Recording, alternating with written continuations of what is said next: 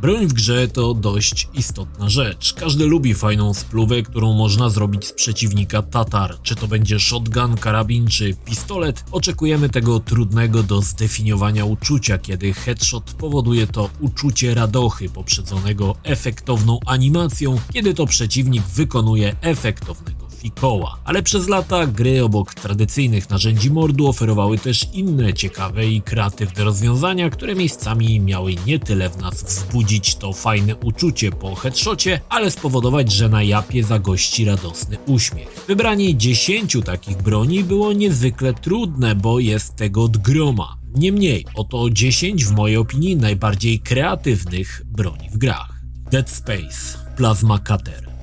Zastanawiałem się nad tą bronią, bo to w sumie trochę wariacja Gravity Guna i tarczy z piły, ale jednak tutaj dodano ten niewielki smaczek. Plasma Cutter to narzędzie do krojenia poziomo i pionowo, w zależności jak lubimy, a nekromorfy idealnie się do tego nadają. Odcinanie im odnóży, by na końcu litościwym ciosem odciąć głowę, ma w sobie jakąś nieuchwytną magię. Visceral Games zrobił jeszcze jedną ciekawą rzecz. Plasma Cutter był narzędziem pracy bohatera, który szybko zaadoptował ją jako swoje podstawowe uzbrojenie. Świetna broń powodująca mokre sny u niejednej pani Zochy z Mięsnego, która oczami wyobraźni kroi salceson na cieniutkie plasterki w pionie i w poziomie. Do wyboru, do koloru.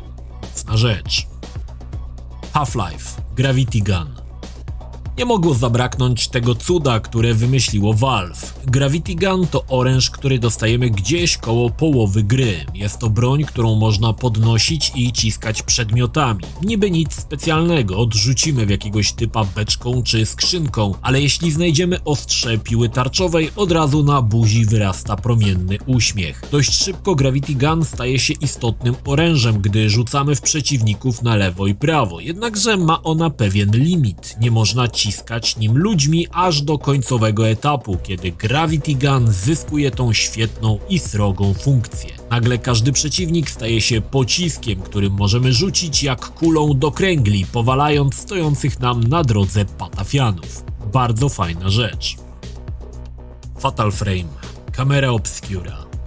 Seria Fatal Frame uważana jest za jedną z najlepszych japońskich horrorów, gdzie nie liczą się hordy zombie, ale suspens i poczucie zagrożenia. A czy może być coś straszniejszego niż bezbronne bohaterki w nawiedzonych domach pełnych złowrogich duchów? Jednakże nie są one do końca bezbronne. Fatal Frame przedstawiał ciekawą i kreatywną broń. Camera Obscura to specjalny aparat fotograficzny, dzięki któremu można było duchy zobaczyć i zadawać im obrażenia podczas cykania fotek. Pomysł genialny, a w grze został zaimplementowany po mistrzowsku. Aparat można upgrade'ować o różne dodatki, ale też wymieniać w nim filmy zadające większe obrażenia. Warto wspomnieć o odsłonie na Wii U, gdzie padlet jest faktycznie naszym aparatem. Zwiększało to niesamowicie immersję, a cykanie fotek duchom, niezależnie od odsłony, zawsze jest bardzo satysfakcjonujące. Destroy All Humans Anal Probe. Okej, może to nie jest najbardziej oryginalna broń, ale trzeba przyznać, że na przykład w takim Call of Duty raczej nieczęsto się ją widuje. Sonda analna penetrująca najbardziej skrywane przed światem miejsce jest używana przez Krypto w celu pozyskiwania mózgów przedstawicieli rasy ludzkiej. Krypto zapuszcza sondę u nieszczęśnika, który nagle jest zmuszony zacisnąć zwieracze i rzuca się do biegu jak turysta po meksykańskim obiedzie. Jednakże maraton nie trwa zbyt długo, bo napierająca sonda analna powoduje eksplozję głowy i wyrzucenie upragnionego mózgu na zewnątrz. O ile stwierdzenie przez żołądek do serca nie znajduje tutaj uzasadnienia, o tyle przez anala do mózgu już tak. Ratchet & Clank Pixelizer. Ta broń była nowością w remake'u Ratcheta & Clanka z 2016 roku. Sam zespół z Insomniac wspomina, że była to najtrudniejsza rzecz do zaprogramowania w grze o sympatycznym lombaksie. Cóż Pixelizer robi? Sama nazwa już wskazuje, z czym mamy do czynienia. Zamienia ona przeciwnika w jego 8-bitowy, dwuwymiarowy odpowiednik podatny na łatwiejsze zniszczenie, podczas którego rozpada się na dziesiątki pikseli. Genialny pomysł, aby wysłać przeciwników prosto do 8-bitowego piekła. Choć Ratchet obfituje w osobliwe uzbrojenie, Pixelizer była jedną z moich ulubionych giver. obok Kozonatora oczywiście. Metal Gear Revengeance High Frequency Blade. Katana Raidena to broń, która na długo zostaje w pamięci. Twórcy ze sporym pietyzmem zaprojektowali ten śmiercionośny miecz, którego cząsteczki drżą, przenosząc drżenia na cząsteczki przedmiotu, który ma zostać pocięty, przez co katana potrafi ciąć niemal wszystko na drobne kawałeczki. Raiden doskonale zdaje sobie sprawę z potęgi broni, którą włada. Czy to będzie wrak samochodu, czy przeciwnik, wszystko można pociąć na plasterki, jak wspomniana pani Zoha z Mięsnego. W odróżnieniu od broni Isaaca Clarka, tutaj mamy pełną dowolność w cięciu i kącie, pod którym chcemy uzyskać plasterki. Whiplash Redmond. Pamiętacie Whiplasha? Pewnie nie, bo to dość zapomniany platformer, o którym zrobiło się głośno z powodu, w jaki przedstawiono tutaj traktowanie zwierząt. Z laboratorium ucieka łasica Sphinx i królik Redmond. Kłopot jest taki, że są połączeni ze sobą łańcuchem i zarazem skazani na siebie. Sphinx okazuje się tym bardziej ogarniętym, więc podczas ucieczki używa broni, którą zawsze ma pod ręką, mianowicie niezbyt rozgarniętego królika Redmonda, waląc nim na lewo i prawo. Redmond staje się narzędziem nie tylko do bicia, celnie rzucony w maszynę w końcu doprowadzi do jej wybuchu, a może i posłużyć jako kotwiczka z linką, na której łasica może się swobodnie bujać. Jest to taki szwajcarski królik, który może służyć dosłownie do wszystkiego. Turok 2 Cerebral Bore.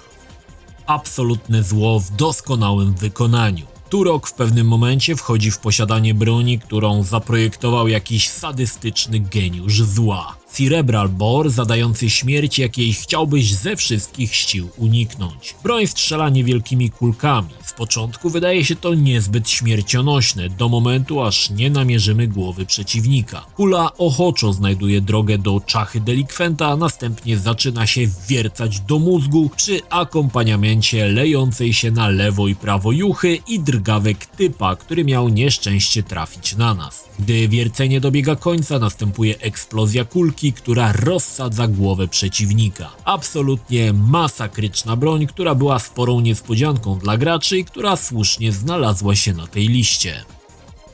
Armed and Dangerous Topsy-Turvy Bomb.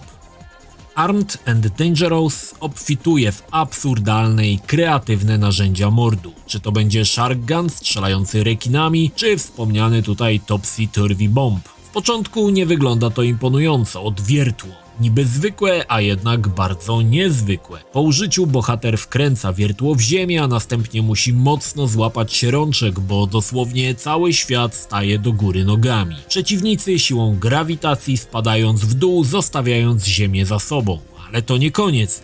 Po krótkiej chwili ziemia wraca do normalnego położenia, a przeciwnicy, którzy właśnie odlecieli w stratosferę, zaczynają powracać na ziemię w postaci deszczu ciał. Fantastyczna broń na bardziej cywilizowane czasy.